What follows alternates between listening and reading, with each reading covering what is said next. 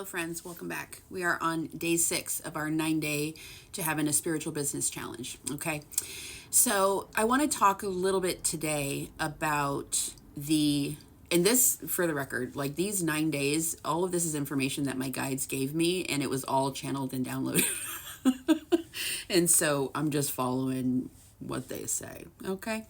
The information is mine that I've gone through trial and error, but they literally gave me like the outline one night. I just sat in front of my whiteboard and just, okay. So anyway, and the reason why I bring that up is because today I want to focus a little bit on the more woo side of things. Okay. The more spiritual side of things. And so for day 6, something that my guides gave me for y'all is to really get a handle on how to stop any notion, feeling, belief system. You want to start anything related to self-doubt before it starts, okay? Now, the reason why this is important is because this also relates to burnout. Take it from somebody who hit burnout pretty quick a couple years in, okay? I was very successful, but I hit a massive burnout. And I had no help. So we talked a little bit about this in day 5, but my guides really wanted to drive home that we need the rest, right? In order to get the information on how to sidestep empire death. Plain and simple. You don't want your empire to fail. You don't want to have to start all the friggin' way over again, which you don't trust. You need those meetings with your advisors, okay? Call on Tyrion Lannister of your spirit team. So, real quick, a lot of you have definitely heard me tell this story because I've told it over and over and over again. So if you already know my Rebecca Campbell story, bye. You don't need to hear this again, unless you want to hear it again. Rebecca Campbell she is a fabulous empire builder herself. And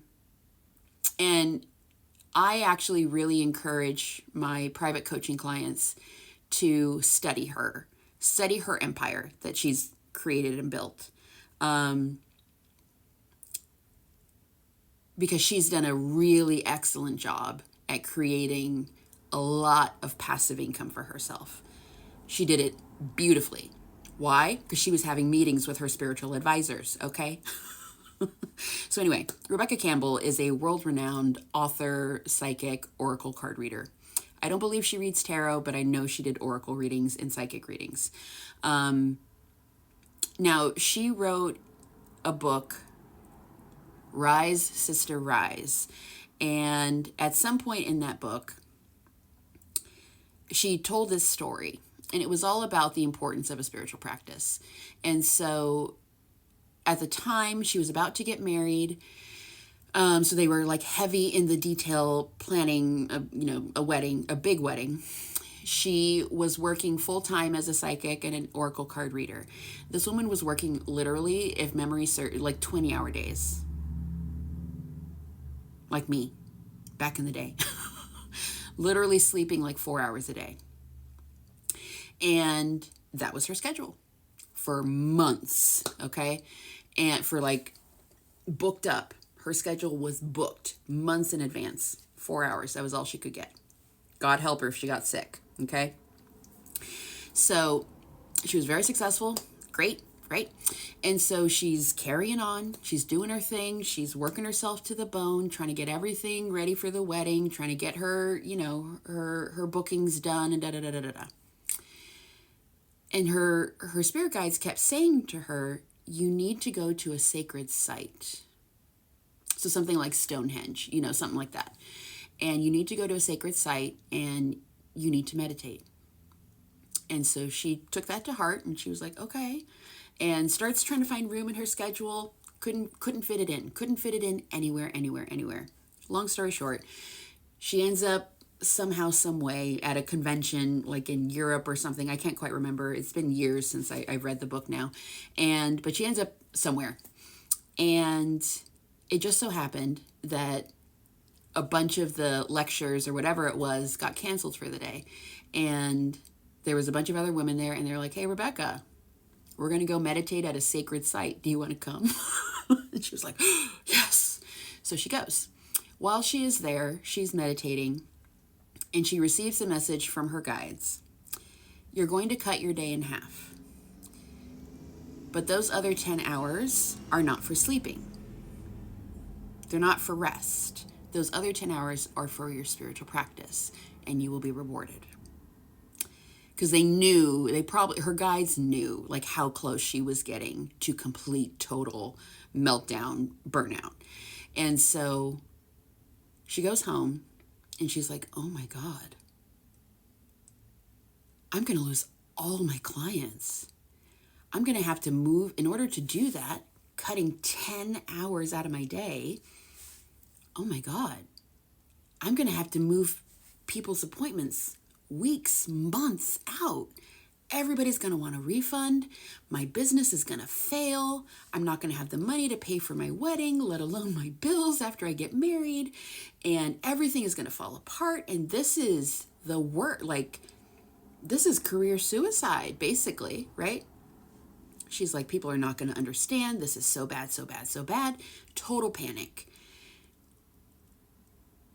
But she went ahead and leaned on the advice she got from her team and sent out the emails, or however she did it. I can't remember exactly. But we'll say emails for the purpose of this conversation. She sends out the emails telling everybody that she needs to take a step back, that she is approaching burnout, and she is going to have to reschedule and cut her day down. And it's probably going to be, if your readings are going to be delayed a few weeks to maybe even a couple of months. And she waited for the fallout. Fallout that never came. Not one person cussed her out. Not one person asked for a refund. Not one person was a jerk about it. Everybody was just, "Yeah, girl, take care of you. No problem." Not only did she not lose her business tripled, working half of what she was working before. Why? Because she was getting the rest that she needed. She was also getting new ideas. Her creativity had room to flow, right? Because she was grounding herself. And she wasn't sitting for 10 hours in meditation. Like, she was gardening and she was cooking and she was leaning into that real soft feminine essence. She was reading. She was learning about Akashic Records and this and that and this and that. Looking into numerology, because now she had the time to expand her interests, which meant she could take on more work, different kinds of clients, and her empire expanded. So my point, I love that story for a million reasons. But I love that story because I think often when it comes down to running our own business, like, we all have like this almost like Wolf of Wall Street hustler vibe in the back of our minds, thinking that we're going to have to work 22 hours a day in order to be successful, right? Which isn't true, especially when you have energetics on your side and you know how it works, right?